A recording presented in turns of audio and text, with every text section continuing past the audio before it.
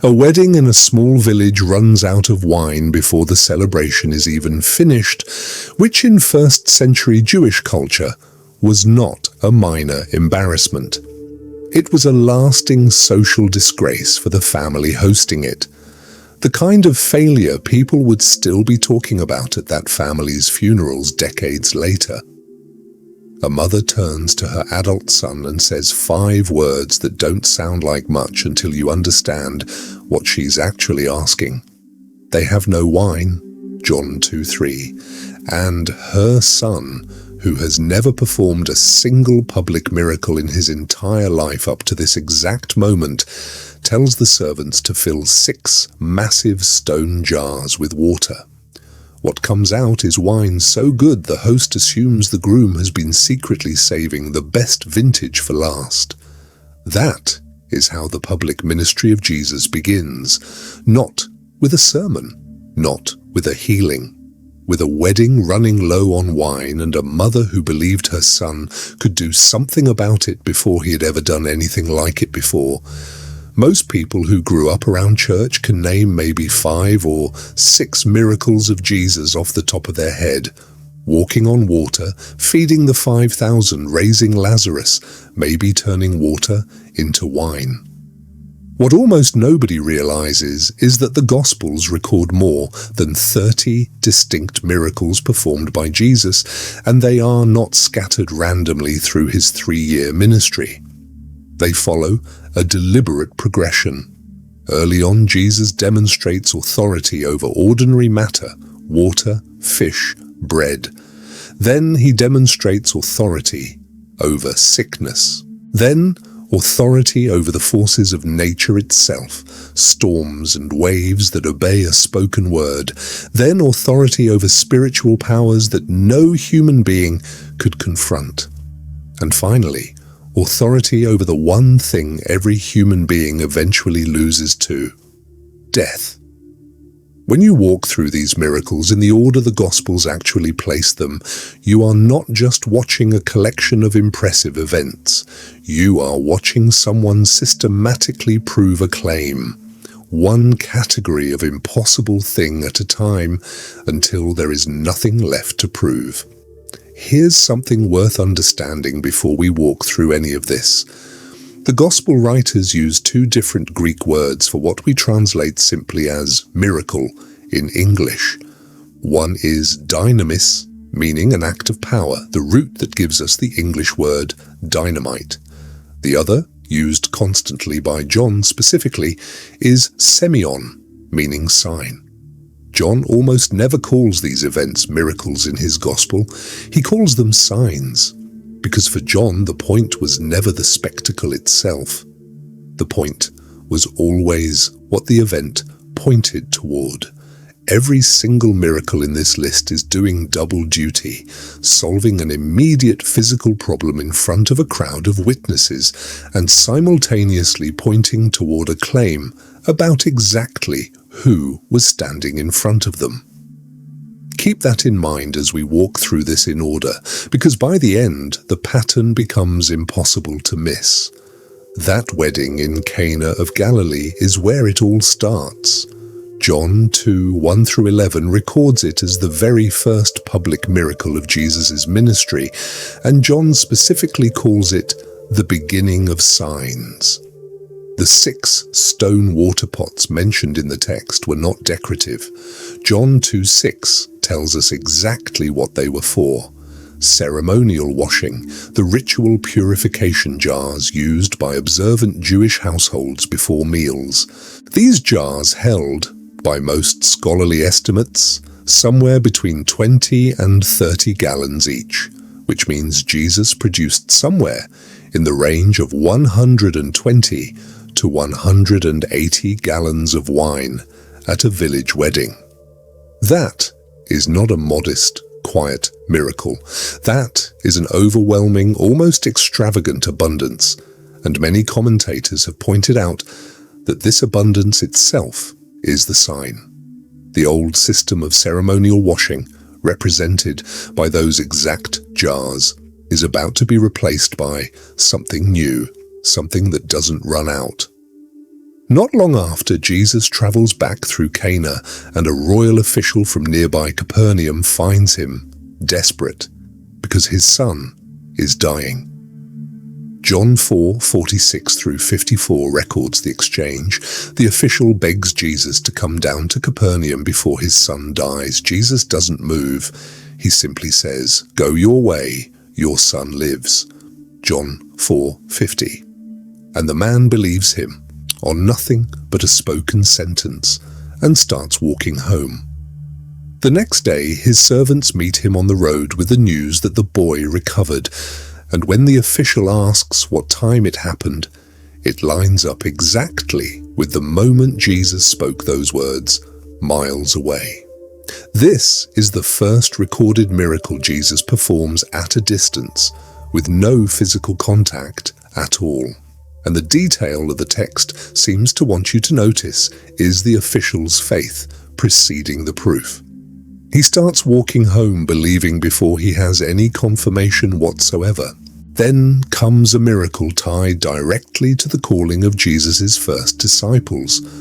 Luke 5:1-11 describes Simon Peter and his crew fishing all night on the Sea of Galilee and catching absolutely nothing.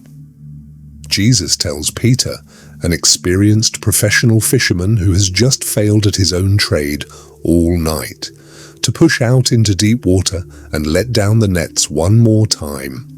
Peter's response in Luke 5:5 is worth sitting with. "Master, we toiled all night and caught nothing. Nevertheless, at your word, I will let down the net." The catch that follows is so large the nets begin breaking and 2 boats start sinking under the weight of the fish. Peter's reaction isn't excitement. Luke 5:8 says he falls at Jesus' knees and says, "Depart from me, for I am a sinful man, O Lord." Confronted with power this immediate and this overwhelming, Peter's first instinct is not curiosity. It's the same terror Isaiah felt in the temple centuries earlier, standing too close to something holy. Jesus moves into Capernaum and enters the synagogue on the Sabbath, and Mark 1:21-28 records something unsettling happening almost immediately. A man described as having an unclean spirit cries out, recognizing Jesus instantly, "I know who you are, the Holy One of God." Mark 1:24. Jesus' response is short and commanding, "Be quiet and come out of him." Mark 1:25. The Greek word used here is phimathetai, an extremely sharp command, closer to "be muzzled" than a gentle instruction. This is the first exorcism recorded in the Gospels, and the detail Mark seems to want you to notice is the crowd's reaction afterward. Mark 1:27. What new doctrine is this? For with authority he commands even the unclean spirits, and they obey him. The word that stops people cold isn't the healing, it's the authority behind it. That same day, Jesus goes to Simon Peter's house and finds Peter's mother-in-law in bed with a high fever.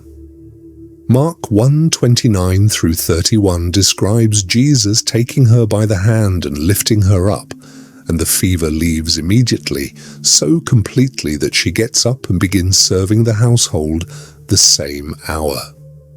This is a small domestic miracle, almost quiet compared to what came before it, and that's part of the point. The same authority that silenced a demon in a public synagogue is just as present in a private bedroom, healing a fever nobody else was watching. Not long after, a man with leprosy approaches Jesus, which under Jewish ceremonial law should never have happened. Leviticus 13 required lepers to live outside the community, tear their clothes, and shout, "Unclean, unclean," to warn anyone approaching. This man breaks that entire protocol and comes directly to Jesus, kneeling. Mark 1:40, "If you are willing, you can make me clean." And here is the detail worth pausing on. Mark 1:41 says, Jesus was moved with compassion and reached out his hand and touched him. Under the law, touching a leper made you ceremonially unclean yourself. Every rabbi in that culture would have healed from a distance if they healed at all, precisely to avoid that contact. Jesus does the opposite. Instead of the leprosy making Jesus unclean, Jesus' touch makes the leper clean. The direction of contamination runs backward. Later, Jesus enters Capernaum again, and a Roman centurion, an officer of the very empire occupying Israel, sends word asking Jesus to heal his servant. Matthew 8:5-13 records the centurion's remarkable logic. He tells Jesus not to bother coming to his house at all. Just say the word and my servant will be healed, for I also am a man under authority, having soldiers under me. And I say to this one, go, and he goes, and to another, come, and he comes. Matthew 8:8-9. This is a Gentile, an outsider to Israel's covenant entirely, demonstrating a clearer understanding of Jesus' authority than most of Israel had shown up to that point. Matthew 8:10 records Jesus' reaction. I have not found such great faith, not even in Israel. The servant is healed that same hour without Jesus ever entering the house. Jesus and his disciples get into a boat to cross the Sea of Galilee, and Mark 4:35-41 describes a sudden violent storm. Waves crashing over the boat so badly it begins filling with water, while Jesus, remarkably, is asleep in the stern. The disciples wake him in a panic. Teacher, do you not care that we are perishing? Mark 4:38. Jesus stands up, and Mark 4:39 records the exact words, peace, be still. In Greek, siopa, Pephimoso, the same root word used to command the demon into silence back in the synagogue. He rebukes the wind and sea using the identical vocabulary he used to rebuke an unclean spirit, and the storm instantly stops. Mark 4:41 records the disciples' reaction, and it is fear, not relief. Who can this be, that even the wind and the sea obey him? This is the moment the category shifts. Authority over sickness and demons was already staggering. Authority over weather patterns themselves is something else entirely. On the far shore, in the region of the Gerasenes, Jesus encounters a man possessed by so many demons, he identifies himself by the name Legion, a Roman military unit typically numbering several thousand soldiers. Mark 5:1-20 describes this man living among tombs, so violently strong that chains couldn't hold him. The demons, remarkably, beg Jesus not to send them out of the region and ask instead to enter a nearby herd of about 2,000 pigs. Jesus permits it, and the entire herd immediately rushes down a steep bank into the sea and drowns. When the local townspeople arrive, they find the formerly possessed man sitting calmly, clothed, and in his right mind, and Mark 5:15 says they became afraid, not of the demons, of Jesus. The economic loss of 2,000 pigs mattered more to that community than the restoration of a human being, and they asked Jesus to leave their region entirely. Back on the western shore, a synagogue leader named Jairus falls at Jesus' feet, begging him to come heal his dying 12-year-old daughter. On the way, in the middle of a dense crowd, a woman who had suffered continuous bleeding for 12 years and, by Mark 5:26, had spent everything she owned on physicians without improvement, touches the edge of Jesus' garment from behind. Mark 5:29 says the bleeding stopped immediately. Jesus stops walking and asks who touched him, which seems strange given the crowd pressing against him from every side, until you realize this touch was different. Power went out from him deliberately received by faith, rather than accidentally brushed against. While Jesus is still speaking with her, messengers arrive with news that Jairus' daughter has already died, and there is no longer any point in bothering the teacher.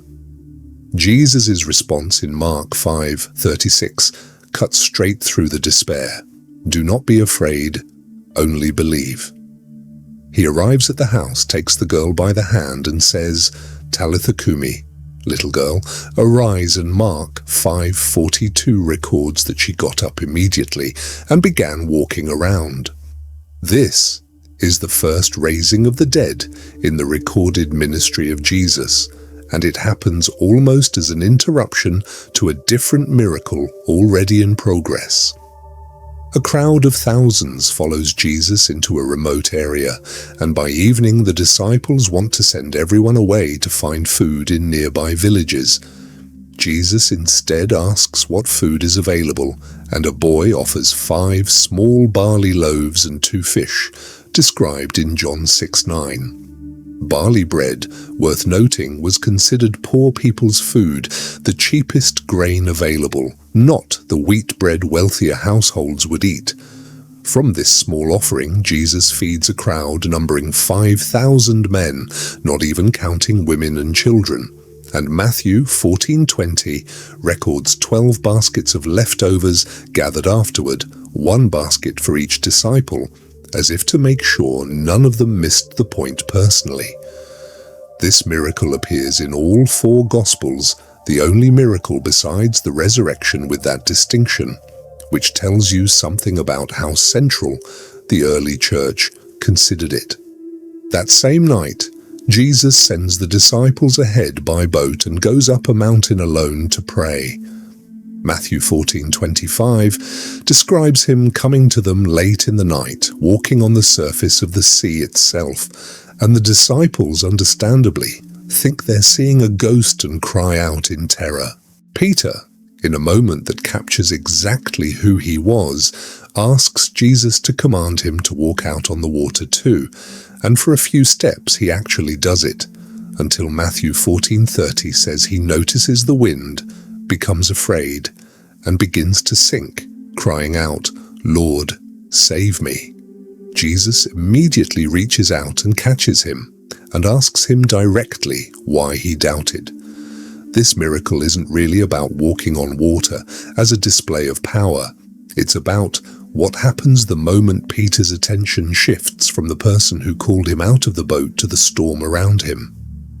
Later in the ministry, Jesus heals a man who was both deaf and had a severe speech impediment.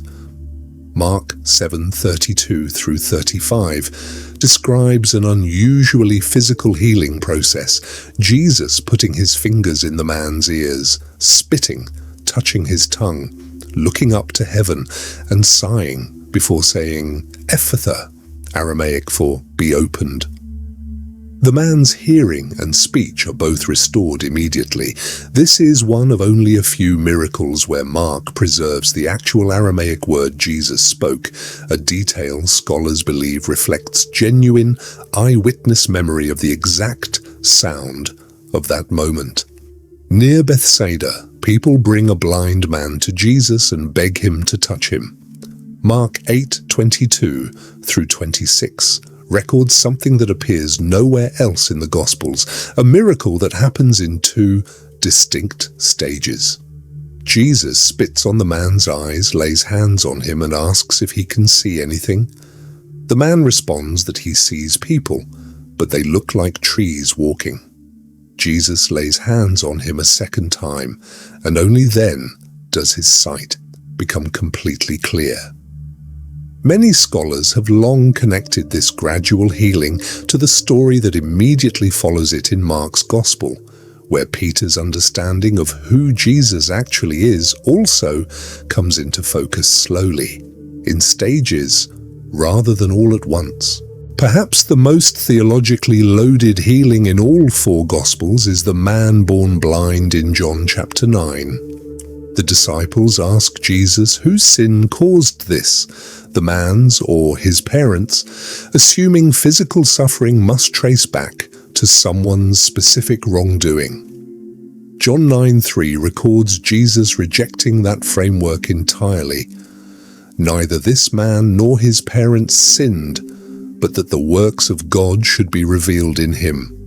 Jesus makes mud from spit and dirt, applies it to the man's eyes, and sends him to wash in the pool of Siloam. He returns able to see for the first time in his life, and what follows is an extended, almost comic interrogation by religious leaders who refuse to believe it happened, question his parents, question him twice, and eventually throw him out of the synagogue entirely for insisting on what he knows to be true. One thing I know, that though I was blind, now I see. 10 men with leprosy approach Jesus together, staying at the required distance mandated by the law, and call out for mercy. Luke 17:11 through 19 records Jesus telling them simply to go show themselves to the priests, which was the legal requirement for certifying a leper clean. They are healed while still walking on the way before they ever reach a priest. Were there not 10 cleansed? But where are the 9? Were there none found who returned to give glory to God, except this foreigner? 9 men received the miracle and simply moved on with their lives. One recognized what had actually happened to him. And then there is Lazarus. John 11 records the death of a man Jesus loved deeply, a close friend, and Jesus deliberately delays going to him, arriving 4 days after Lazarus has already died and been buried. In Jewish burial custom of the time, there was a belief that a person's spirit lingered near the body for 3 days before departing completely. Every miracle we have walked through so far, water into wine, healing from a distance, an impossible catch of fish, authority over demons and disease, command over wind and waves, feeding thousands from almost nothing, walking on water, healing blindness and deafness, raising a dead girl, raising a friend 4 days in the grave, all of it happens to someone else. Jesus is always the one performing the sign. Matthew 28, Mark 16, Luke 24, and John 20 all record the empty tomb, the folded grave clothes, and a series of appearances to witnesses over the following 40 days, including, according to Paul's account in 1 Corinthians 15:6, more than 500 people at once, most of whom, Paul notes, were still alive and available to be questioned directly when he wrote that letter. Whatever you are facing right now, somewhere in this list is a miracle that speaks directly to it. If your situation feels like it's run dry, like that wedding with no wine left, remember he provided in abundance out of what looked like nothing. If you feel like you've been fishing all night and catching nothing for your effort, remember Peter let down the net one more time at a word he had no logical reason to trust, and it changed the rest of his life. If you're waiting on a storm to stop, remember the words spoken to the wind and sea were not new to him. He had used them before on something far harder to calm. And if what you're facing feels like it's already too far gone, 4 days in a tomb, remember that distance was never the actual obstacle. The tomb was still opened. The stone still rolled away. Nothing on this list was ever really about the water, the bread, the storm, or the tomb. It was always about who was standing in front of them the whole time. If this changed the way you see these miracles, take a second to subscribe, leave a comment, and share it with someone who needs to see it laid out like this. That is genuinely how this reaches more people. Thank you for being here with us. Pray for us. God bless you.